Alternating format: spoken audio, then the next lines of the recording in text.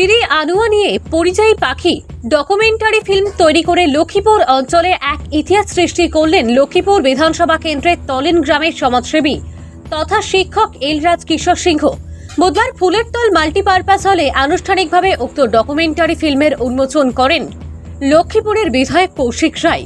উক্ত ডকুমেন্টারি ফিল্মের script writer, প্রযোজক ও পরিচালক এলরাজ কিশোর সিংহ। ফিল্মটি ইংলিশ, হিন্দি, বাংলা ও মণিপুরি ভাষায় অনুবাদ করা হয়েছে। 10 মিনিটের এই ভিডিওতে চিরি আনোয় প্রতি বছর বিদেশ থেকে ঝাঁকে ঝাঁকে পাখিরা আসে এবং 4 মাস পর্যন্ত পাখিরা এই চিরি অনুয়ায় থাকে। তাদেরকে সংরক্ষণ করা এবং জনগণের মধ্যে সচেতনতা গড়ে তুলতে এই ভিডিওটি তৈরি করা হয়েছে। ভিডিওটি সম্পাদনা করেছেন ডক্টর ইরাজ বিহারী সিংহ। বাংলায় অনুবাদ করেছেন পয়লাপুর নেহরু কলেজের অধ্যাপিকা ডক্টর মেঘবালা দে মহন্ত। ইংরেজিতে অনুবাদ করেছেন লাইসরাম ভারতী সিংহ এবং স্ক্রিপ্ট এডিটর হিসাবে ছিলেন ডক্টর এললাই ইমো। উক্ত ফিল্মের উন্মোচন অনুষ্ঠানে প্রধান অতিথি হিসাবে উপস্থিত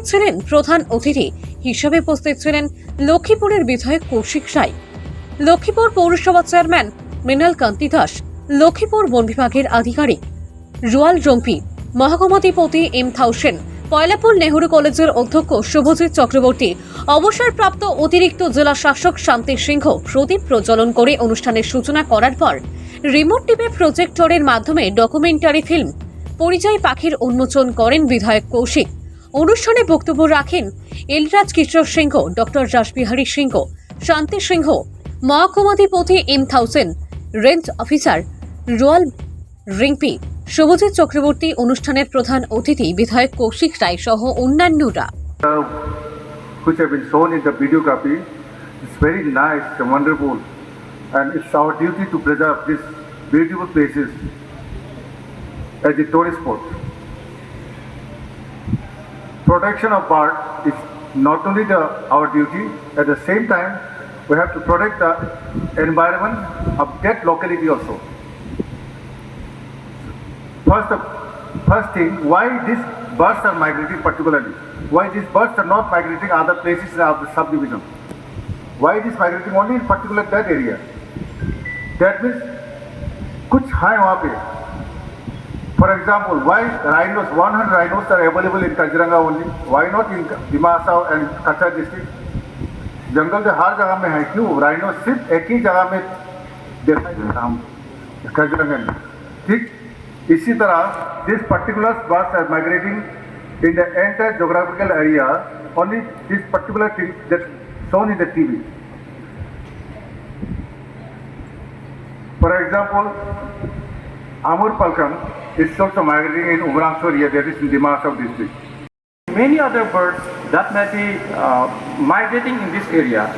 Last time, a couple of months back, I have been into that Anua, in that Osbo Lake, for some program. We went to that area to a small boat, and we found that Anua or that Osbo Lake is quite beautiful. Now, here you see, we have actually observed migratory birds in other part of this, Kachar district. In Rose County Tea State, we have observed few other birds also, few other migratory birds. Likewise, people initiative in conservation and protection of this bird is very, very important. And lastly, and the most important thing is awareness. Like this, not only this bird, many other birds which has been may be left undocumented or may come to that area. But first thing, two things which are deterring the migration of these birds. So these birds migrate from many other countries. If you see, maybe around from 93 countries, birds যখন corona হয়েছিল তখন কিন্তু গাড়ি ঘোড়া সবকিছু স্তব্ধ হয়ে গেছে অনেক দিন ধরে। তো আমরা আমাদের পাশের বাড়িতেও কিন্তু দেখেছি অনেক ধরনের পাখিরা এসে জমায়েত হয়েছে, এবং যেটা কিন্তু আমরা কিছুদিন পরে আবার পাইনি। সেইটাই কিন্তু পরিযায়ী পাখি, এইটাই কিন্তু মাইগ্রেশন। সেইভাবে আজকে আমরা ডকুমেন্টারি রিপোর্টে দেখলাম যে পাখিগুলো লেজার হুইসলিং ডাকের সম্বন্ধে যে ডকুমেন্টারি আজকে হয়েছে সেইগুলো কিন্তু আমরা লোকটাক লেখেও আমরা দেখতে পাই, এবং সেইখান থেকে এই পাখিগুলো আমাদের এখানে মাইগ্রেট হয়ে আসে, এবং এই যে ডকুমেন্টারির মাধ্যমে আমরা জানতে পেরেছি কখন আসে এবং কিভাবে ওদের সংরক্ষণ করা উচিত। তো আমরা এটা করব। আমাদের বরাক উপত্যকাতে আমরা চাতরা হাওর আছে আমাদের বিখ্যাত, আমাদের আমরা যদি এনসি হিলসে যাই, আমাদের জাটিঙ্গা ভ্যালি আছে, আমরা জানি এখানেও সুইসাইড করে পাখিরা, আমরা জানতে পারি বিখ্যাত। সেইভাবে আমাদের চিড়ি আনোয়াও যাতে বিখ্যাত একদিন, সেইটুকু আশা রেখেই আমার বিধায়ক মহোদয়ের কাছে আমার প্রার্থনা থাকলো, অনুরোধ থাকলো, এই আশা রেখেই আবার সভাপতি মহোদয়কে ধন্যবাদ জ্ঞাপন করে, অর্গানাইজারকে আমার ধন্যবাদ জ্ঞাপন করে আমাকে এখানে বলেছেন আসার জন্য, আমি কৃতার্থ।